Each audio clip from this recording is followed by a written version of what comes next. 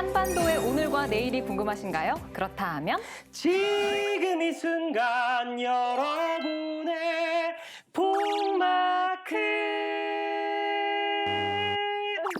왜 안 하는 거야? 너무 길어.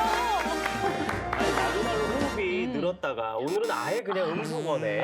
저만 부르면 되는 건가요? 미안합니다. 아니, 그래도 형주 씨는 오늘 보니까 끄듬이 아주 보드랍게 떨어지는 게 네. 컨디션 좋으신 것 같아요.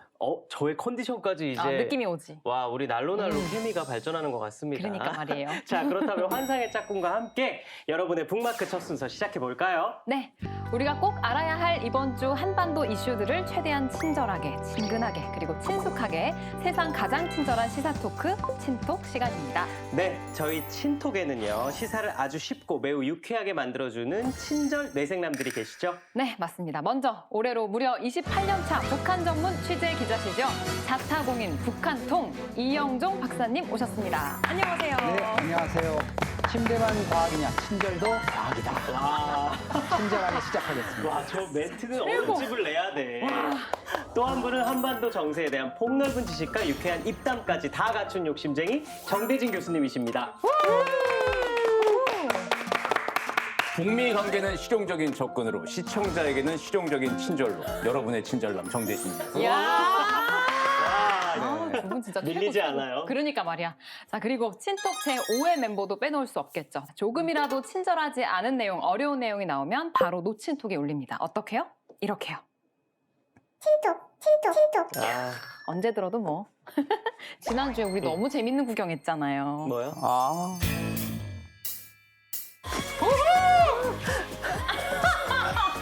유연해. 아, 깜찍하다. 동작 확실하고. 근데 지난주에 제작진들이 이런 얘기를 하더라고요. 방심하지 말라. 아. 언제 누가 엔딩 요정이 될지 모른다.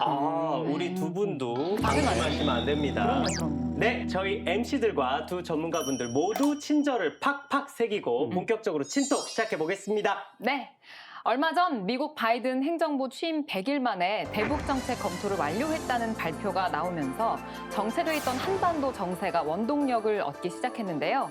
이번 주 친톡에서는 이와 관련해 이번 주 화제가 됐던 한반도 관련 이슈와 함께 현재 시시각각 변화하고 있는 남북 간, 한미 간 관계들을 아주 친절하고 딥하게 알아보도록 하겠습니다. 네, 지난달 말에 백악관에서 미국의 새로운 대북 정책 기조를 발표했거든요. 그런데 이건 어디까지나 방향이 이렇다 하는 거고 구체적인 방은 아직 안 나온 거죠, 박사님? 네, 100일 동안 뭐 손꼽아 기다렸죠. 개봉박두 뭐 이런 것도 있었는데 100일 만에 나왔어요. 근데 이게 무슨 거창한 발표 이런 게 아니라 사실 바이든 대통령이 그 필라델피아에 좀 전용기를 타고 갈 일이 있었어요. 기자들이 그 백악관 대변인한테 물은 거예요. 그 대북 정책 그거 나온다 그러더니 언제 나오냐 그러니까 나왔다. 이렇게 얘기를 해서 그 뭐 화면도 없어요. 그냥 오디오 이것만 있는데 Our policy calls for a calibrated, practical approach that is open to and will explore diplomacy with the DPRK and to make practical progress that increases the security of the United States, our allies, and deployed forces.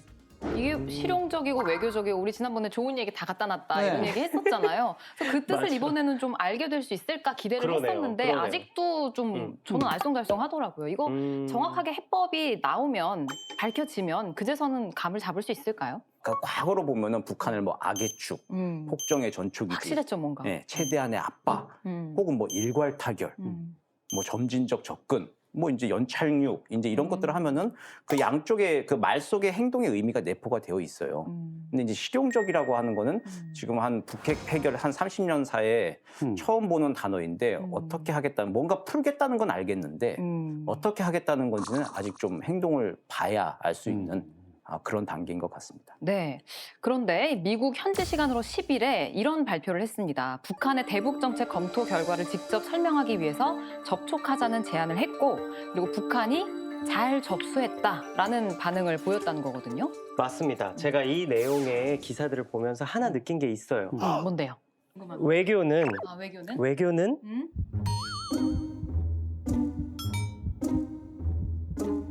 너무 어렵다는 거죠. 너무 어렵다는 거. 너무 어렵다. 아니 진짜 너무 어려워요. 진리다. 한국말 기사를 읽는데도 도통 그 안에 숨긴 뜻을 파악을 하기가 너무 힘든 거예요. 내가 한국말 기사를 읽고 있는 게 맞나 그치, 이런 그치. 생각이 들 정도로. 맞아, 저희는 맞아. 그 말씀을 드리면서도 중요한 고비고비마다 있는 지뢰, 놓친톡을 피해가니라고 또 고생합니다. 어려워요, 저희도. 아 그러시겠네요. 야, 진짜. 그래서 네. 우리 친톡이 대단한 거고 우리 뇌색 전문가분들이 대단하신 거예요. 맞아요. 자, 차근차근 오늘도 한 번씩 짚어보도록 하겠습니다. 자, 바이든 정부가 대북 정책의 세부적인 사안을 대외적으로 공개하기 전에 먼저 북한과 접촉을 제한했다. 이건 어떤 의미로 볼 수 있을까요, 박사님? 아무리 적성국이고 아무리 적대국이라도 사람 관계랑 똑같은 것 같아요. 음. 상대방한테 뭐 제안을 하는데 동네방네 다 떠들어 놓고 내가 곧 연애 편지 보낼 거다 뭐 해놓고 그 내용은 뭐다 해놓고 그 다음날 보내면 누가 그거 좋아하겠어. 그렇죠. 그러니까 외교에도 이제 기본 정도가 있는데 동맹국뿐만 아니라 상대방이라면 존중을 해줘야 된다. 그래서 구체적인 내용을 지금 공개하지 않고 있는 것도 일단 설득 대상이고 이거를 가장 먼저 논의해야 될 북한과 김정은 위원장이 어쨌든 들어야 될 거 아니에요. 그 내용을 먼저 좀 전달을 해놓고 뭔가 얘기를 시작하자. 이런 차원이 가장 많은 것 같아요. 아니 미국의 제안에 북한은 잘 접수했다고 했다는데 이건 알았다인지 싫다는 건지 긍정적인 건지 부정적인 건지 교수님 이거 북한이 밀당하는 거 맞죠? 예, 그렇죠. 북한은 강대강 선대선 얘기했잖아요. 네. 비례적으로 행동하게 하겠다라고 했는데 딱 미국의 얘기에 대해서 비례적으로 지금 답변을 낸 것 같아요. 아. 알쏭달쏭한 애매모호한 얘기를 하면 우리도 알쏭달쏭 애매모호하게 얘기를 하겠다. 잘 접수했다.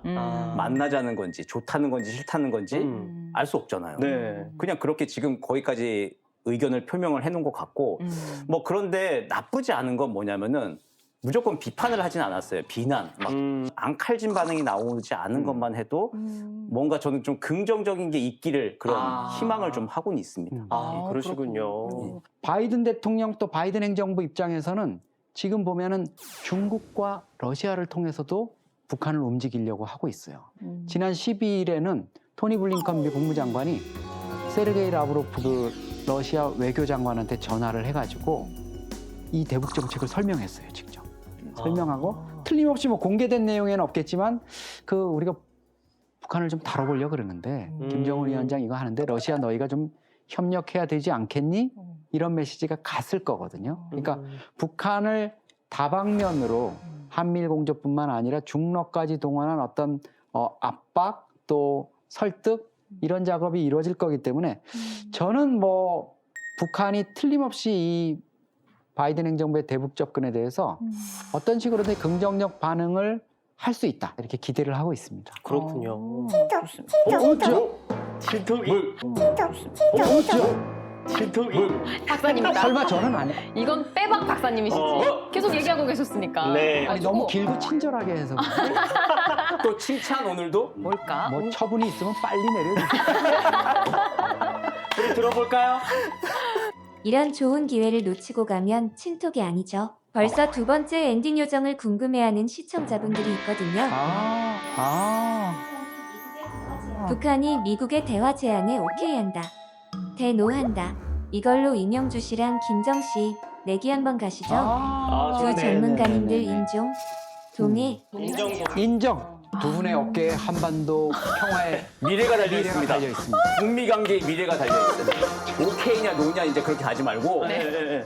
좀 시간을 딱 자르죠. 언제까지 뭐 이 기다릴 수 틈을 없어요. 타서 MC로 피. 죄송한데 왜 이렇게 적극적이신지. 그러니까. 예, 갑자기 눈이 너무 반짝반짝거리시네. 맨날 당하다가 이제 해버리니까 자 그러면은 네. 이거 시간을 너무 길게 두면 안 되니까 올해 맞아요. 상반기 맞아요. 6월 30일까지 어. 북한이 나온다 만다 오케이다 노다 와. 둘 중에 한 명 이건 하나를 이제 정하는 건데 진짜 똑 떨어지게 해야 되네. 그러니까 6월 30일 안까지 이건 진짜 고르기 너무 어려운데 저는 현실적으로 6월 30일 안까지는 북한이 대화하지 않는다를 선택하도록 하겠습니다. 조심스럽네요. 시간이 너무 바트다. 네, 시간이 너무 바터요. 저는 6월 30일 전에 북한이 대화에 응할 것 같아요.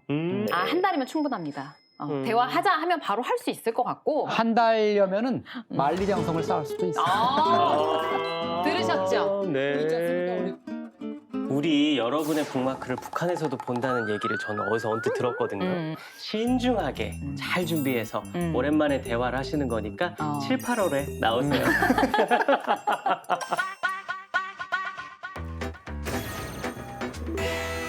지금 상황을 보니까 미국은 나름 북한을 어떻게든 대화 테이블로 끌어내려고 이런저런 시도를 해보는 것 같은데 북한의 코로나 백신 지원 가능성을 얘기했더라고요. CNN이 이제 10일 날 보도한 내용이 미 당국자들 2명을 취재했다 이런 내용인데 북한이 코로나 이것이 해결되기 전까지는 외교적 이런 것들로 나오기가 좀 쉽지 않을 것 같다 이렇게 얘기를 하면서 초기 외교적 관여 그러니까 미국이 북한에 접근하는 그 과정에서 백신이 윤활유 역할을 할 수 있겠다 이렇게 판단을 해요. 그러니까 저는 뭐 지금 북한의 여러 가지 동향 사진으로 이렇게 보면 김정은 위원장이나 뭐 부인 이설주 또 여동생인 김여정 또 당 핵심 고위 간부들 한 몇십 명, 뭐 100명 안쪽 여기는 백신을 맞은 것 같아요. 왜냐하면 마스크 다 벗고 나오고 주변 사람들은 다 썼는데 그 주석단이라 그러는 헤드 테이블에 앉은 사람들은 벗고 나온 거 보면 당연히 했겠죠. 그렇죠, 그 정도 사실. 조치를 안 했을 리가 없는데 네. 나머지 이제 적어도 뭐 평양에 살고 이러는 핵심층들을 코로나로부터 좀 해방하기 위한 이런 조치들 취할 거고요.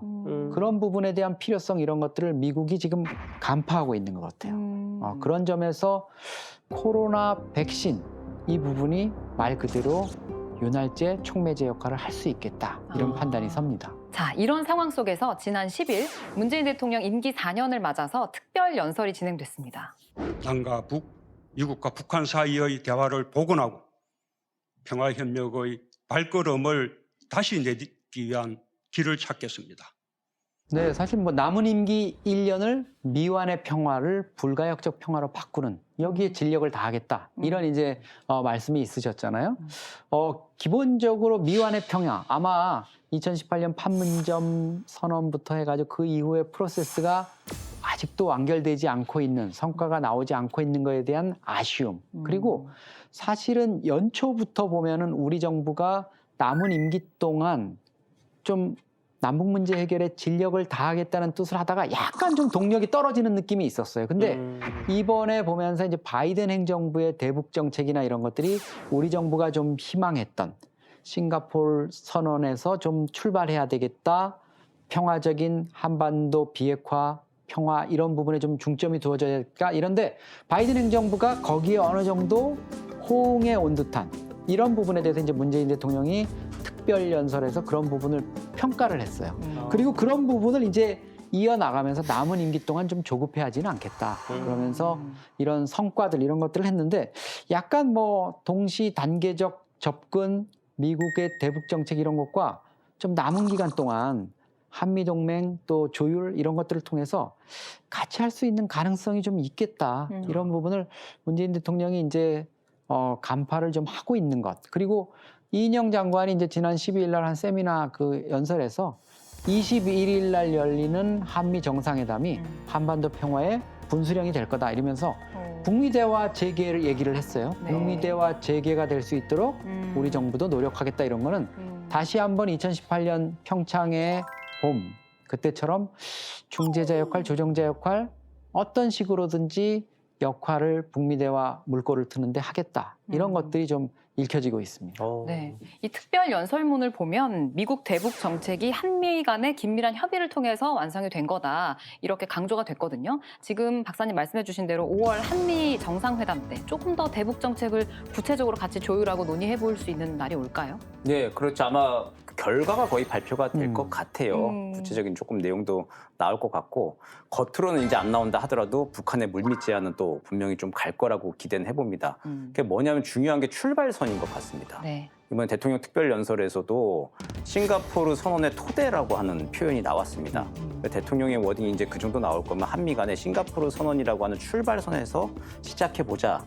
북미 관계를 거기서부터 다시 시작해보자라고 네. 하는 거는 아마 공감대가 지금 한미가 있는 것 같습니다. 그러니까 미국의 새 행정부 들어섰으니까 북한하고 다시 이제 그전에 트럼프하고 했던 거는 다 지워버리고 새롭게 시작하는 게 아니라 근데 북미 싱가포르 선언이라고 하는 출발선 그 기준선에서부터 그런 북미 관계를 나아가 보자.